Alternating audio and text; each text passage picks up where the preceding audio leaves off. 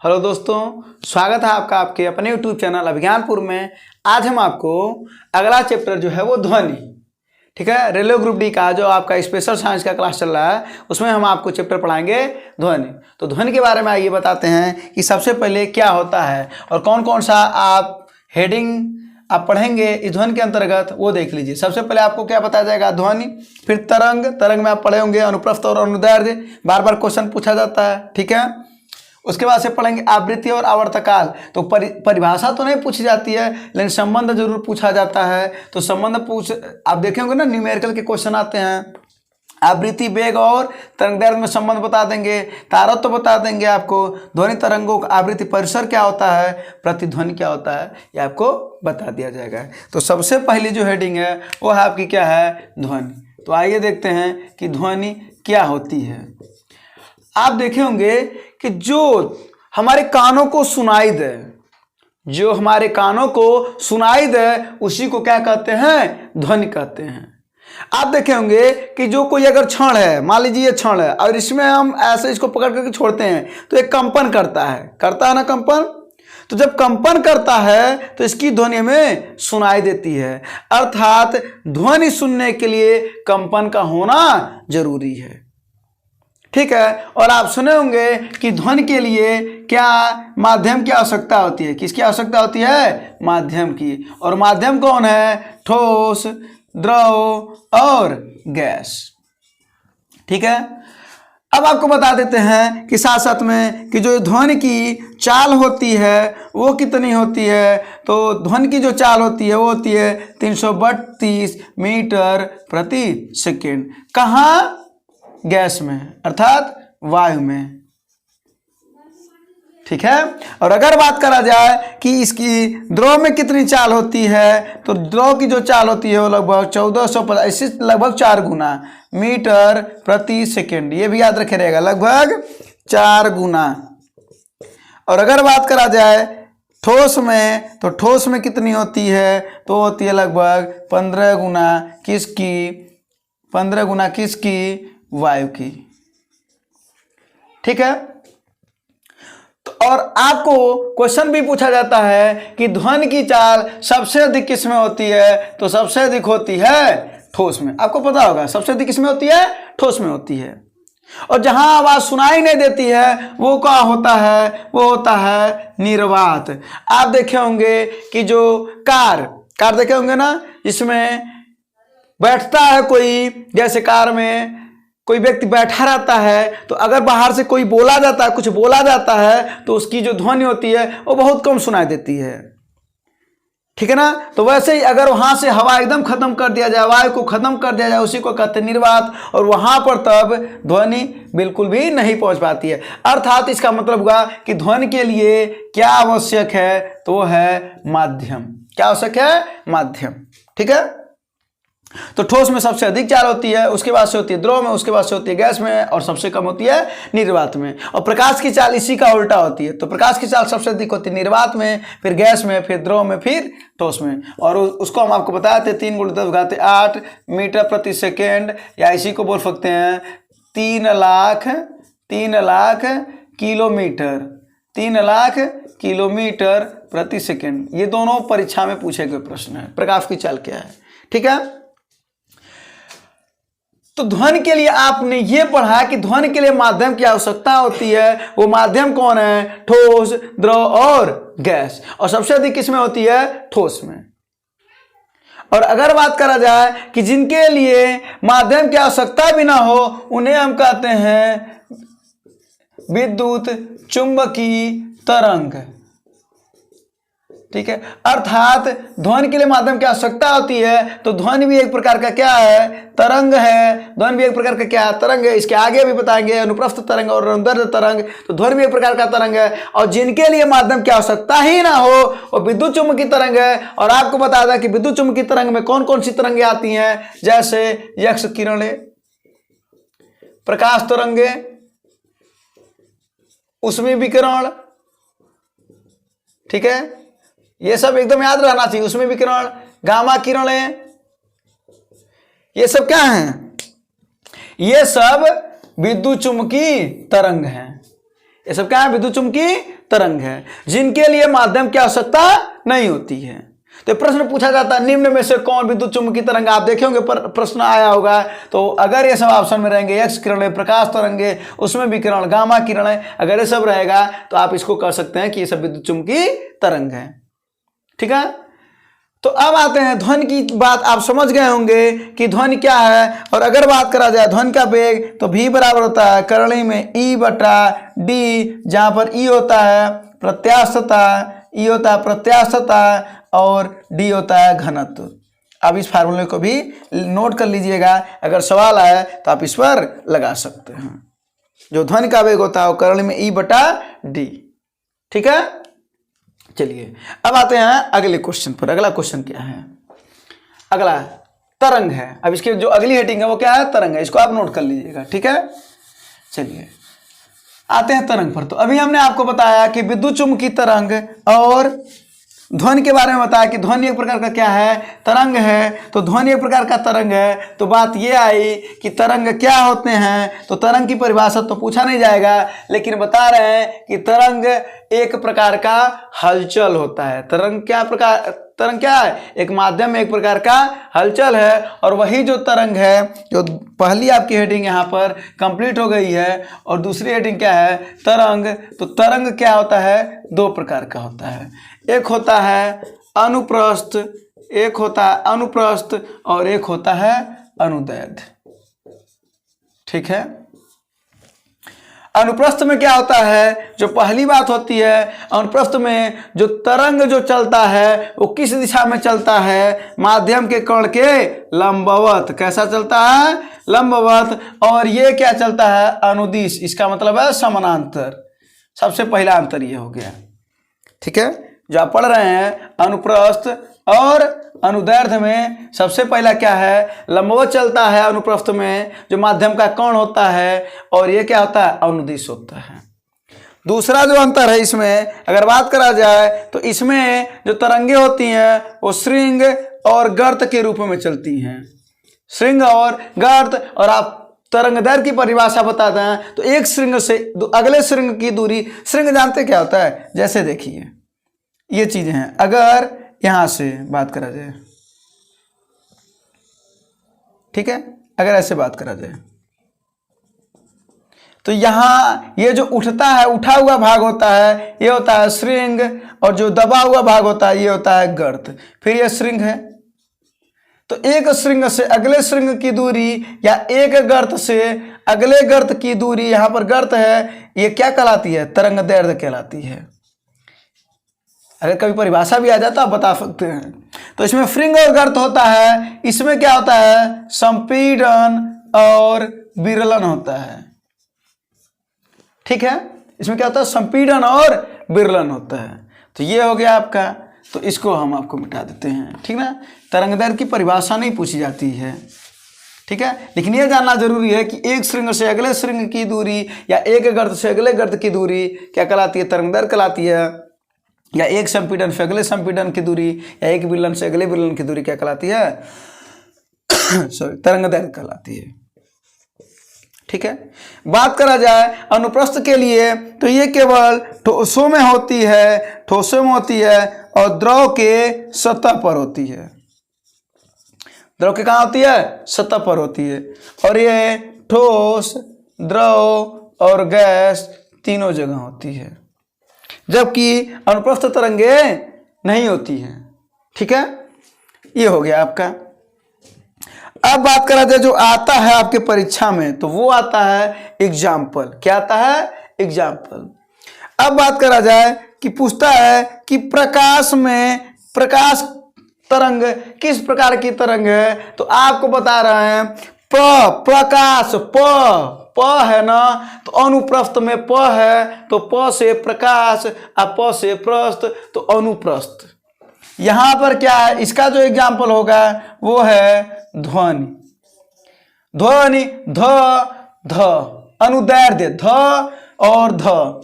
ठीक है, तो याद रखिएगा कि ये जो ध्वनि है, ध्वनि किस रूप में चलती है? अनुदैर्घ्य तरंगों के रूप में चलती है। प्रकाश किस रूप में चलता है? अनुप्रस्थ तरंगों के रूप में चलता है। ठीक है।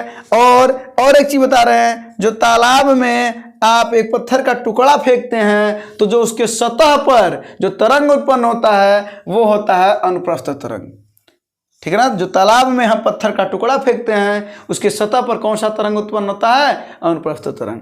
और यहाँ पर कोई एक स्प्रिंग है और मान लीजिए इस दीवार से ऐसे करके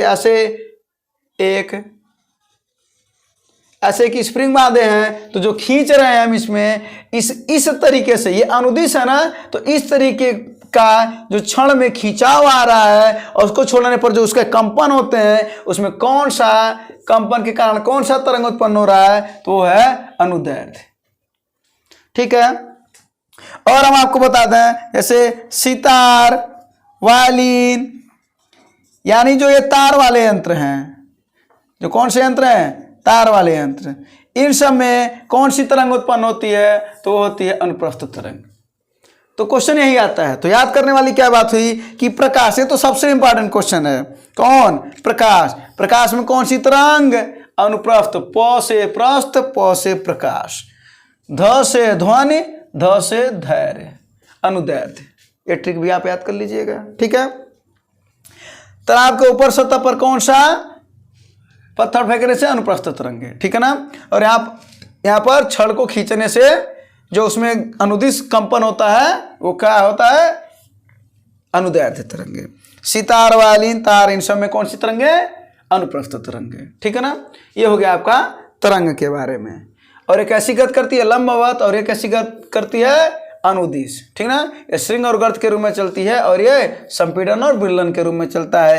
ये ठोस और द्रव के सतह, केवल ठोस में होता है जिनमें दृढ़ता पाई जाती है उसमें अनुप्रस्थ तरंग होता है, और द्रव के सतह पर केवल होता है। और जबकि ये क्या होता है, ठोस, द्रव, गैस तीनों में होता है, ठीक है। चलिए अगले पर चलते हैं, इसको आप नोट कर लीजिएगा। अगले पर चलते हैं कि आवृत्ति और आवर्तकाल, ठीक है। तो आवृत्ति क्या होता है और आवर्तकाल क्या होता है।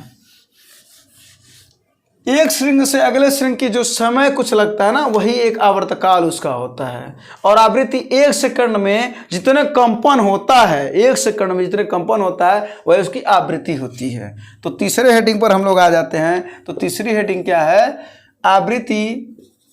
आवृत्ति जिसे हम बोलते हैं यन, और आवर्तकाल जिसे बोलते हैं टी में हम लोग संबंध पढ़ रहे हैं, ठीक है। और यही आता है। तो यन बराबर होता है 1/T, याद रखे रहिएगा, यन बराबर 1/T। तो बात करा जाए अगर आवृत्ति का मात्रक निकाला जाए तो आवृत्ति का मात्रक क्या हो जाएगा, तो भाई साहब आवृत्ति का मात्रक हो जाए 1/, आवर्तकाल एक प्रकार का समय है तो हो जाएगा सेकेंड, और यही ऊपर जाएगा तो क्या हो जाएगा, सेकेंड पर -1, या इसी को हम बोलते हैं प्रति सेकेंड, ठीक है।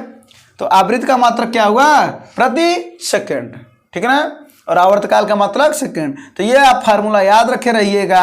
अगर आपके एग्जाम में पूछ दे कि आवर्तकाल अगर दिया हो 10 सेकंड है तो आवृत्ति बताओ, तो 1/10, ठीक है ना। ये हो गया आपका संबंध। तो ये इंपॉर्टेंट है आपका, ठीक है। अब आते हैं अगले वाले पर, ये भी कंप्लीट आपका हो गया। अगले पर आते हैं। तो अगला क्या है, अगला है आपका आवृत्ति वेग तरंग दैर्ध्य में संबंध। सभी लोग जानते होंगे, इसको भी पढ़े भी होंगे।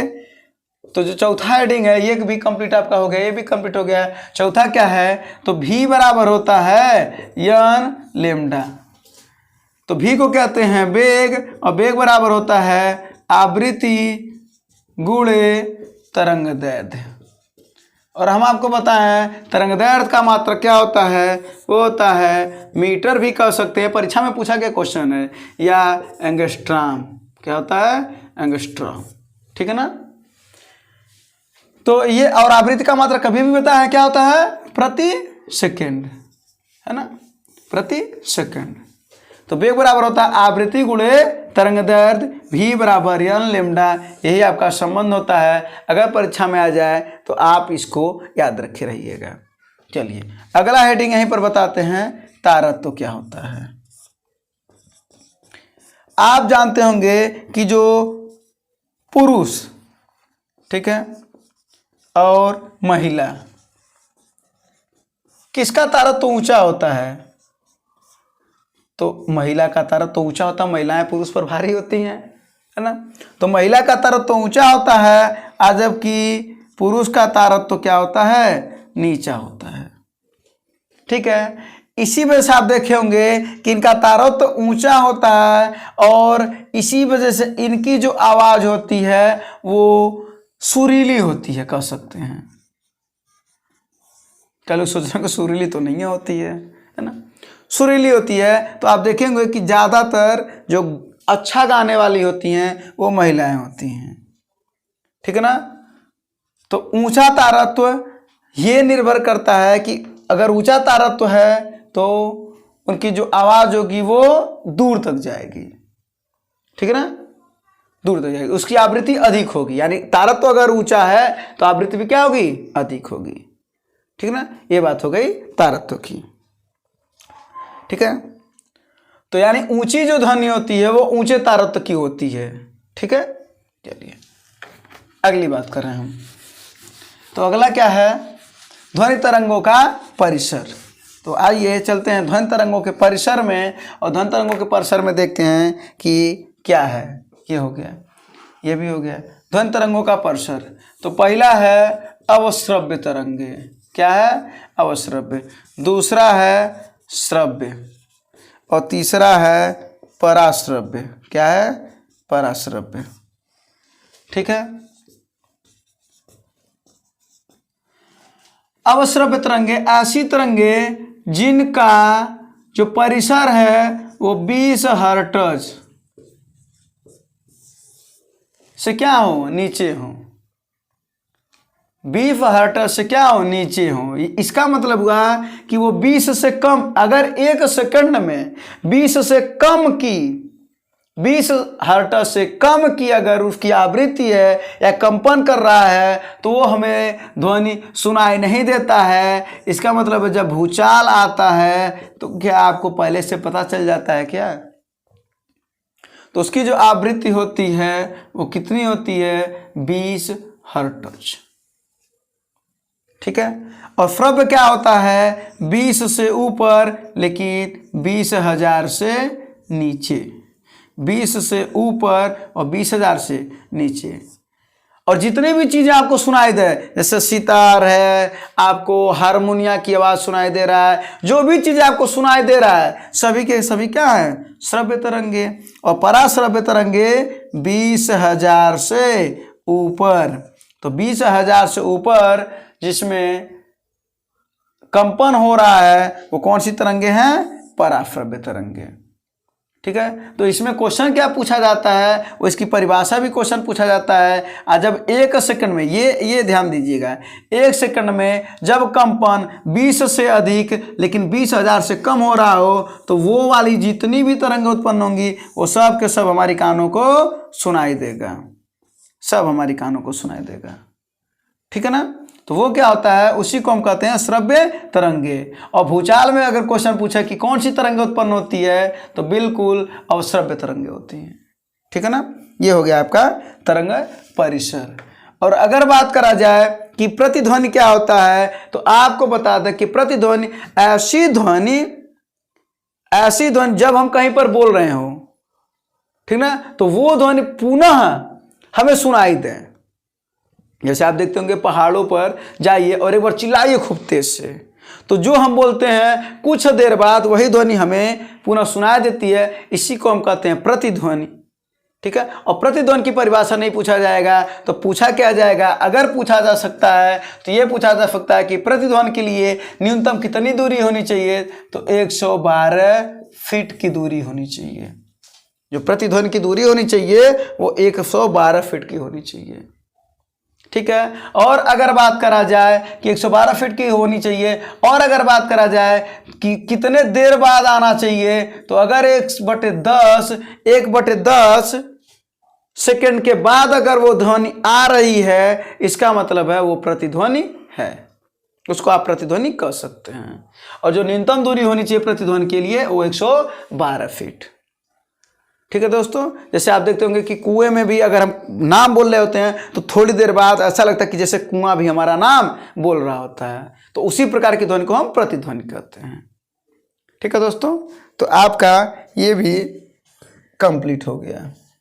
तो ये याद रखे रहेगा कि 1/10 सेकंड बाद अगर ध्वनि आ रही है तो उसको आप प्रतिध्वनि मान सकते हैं, और प्रतिध्वनि के लिए जो न्यूनतम दूरी है वो 112 फीट होनी चाहिए, और श्रव्य तरंगों के लिए जो कंपन है वो 20 से ऊपर और 20,000 से नीचे अगर कंपन हो रहा है तो इसका मतलब है कि वो ध्वनि सुनाई हमें देगी। ठीक है दोस्तों, तो आज का क्लास आपका यहाँ पर कंप्लीट होता है। जो ध्वनि है वो आपको बता दिए, और आपको जो ऑब्जेक्टिव टाइप का क्लास है वो भी आपको इस चैनल पर जल्द ही मिल जाएगा, सुबह 6 बजे। जो ऑब्जेक्टिव टाइप का जो क्वेश्चन है वो रेलवे में, ग्रुप डी में, एएलपी में और आपका रेलवे जेई में जो भी साइंस के पेपर हुए हैं उन सभी क्वेश्चन को लेकर के उन क्वेश्चन का एक सीरीज चलाया जाएगा चैप्टर वाइज, और वही क्वेश्चन आपको केवल और केवल कराया जाएगा। ठीक है, मॉर्निंग 6 बजे। ठीक है दोस्तों, ओके, चलते हैं। धन्यवाद, जय हिंद।